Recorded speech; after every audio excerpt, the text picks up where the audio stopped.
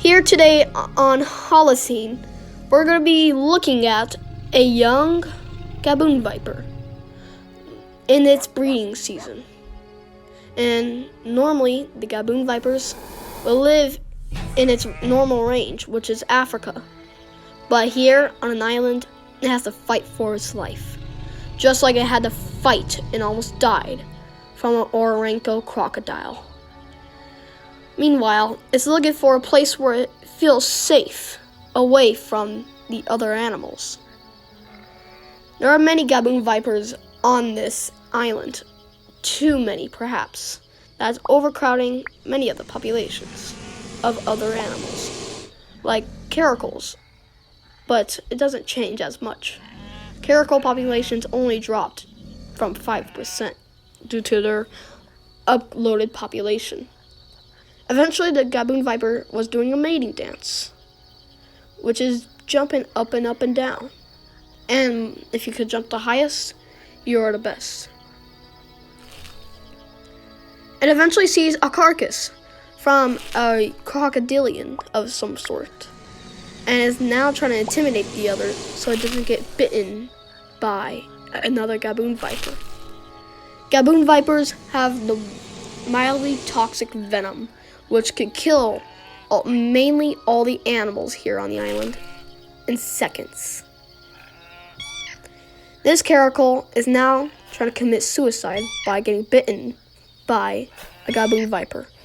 Our Gabon viper retreats away from the chaos. It goes into the tall grasses where it thinks it feels safe. It stays in the tall grasses where it thinks it's safe. Like I said, the snakes might nest in this area because it's protected by mainly different types of grasses. Because that type of grass could be poisonous to others. And now, the Gabon viper needs to go to the river to drink. Because it needs water right now. At the river, there is a timber wolf and a sheep. But the sheep is attacking a young Gabon viper. Or is it an elder? And eventually, the sheep retreats. But now, this Gabon viper is trapped in the water, trying to drink out of the river. Now is having a hard time getting out of the water. It now swims, but it needs to be safe while it's in the water. It needs to be. Either words, if they stress too much, they could drown. Luckily, our young one here survived, and it accidentally bumped into another Gabon viper. It'll retreat somewhere safer. Safer where it's safe. Away from caracals, wolves, and sheep. Because everything on this island will try to kill you. Now it's doing a call, so they know that he's no danger. But another snake in the distance is a danger to some. The mamba. In their native range, they would normally live with mambas. But the thing is, mamba's venom are more toxic than the Gabon's viper. In fact, it might have been the most toxic venom in Africa. Eventually, caracals and Gabon vipers try to take down the mamba.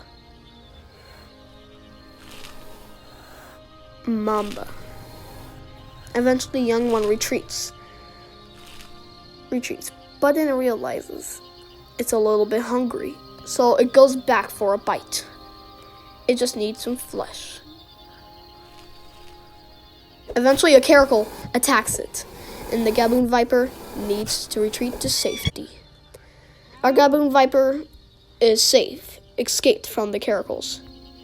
Meanwhile, a herd of dodos and other creatures come running towards the Gabon viper. The Gabon viper was now saved by a reindeer in the area. Normally, reindeer and Gabon vipers would not live in the same area. But on this island, they live in the same range. Now the Gabon viper retreats to the burrow, where it can cool down until it becomes night. It'll sleep for 2 hours. It'll stay up till noon for 3 hours a day. So these Gabon vipers spend most of their time sleeping in their burrow or eating or drinking. Eventually, night comes around.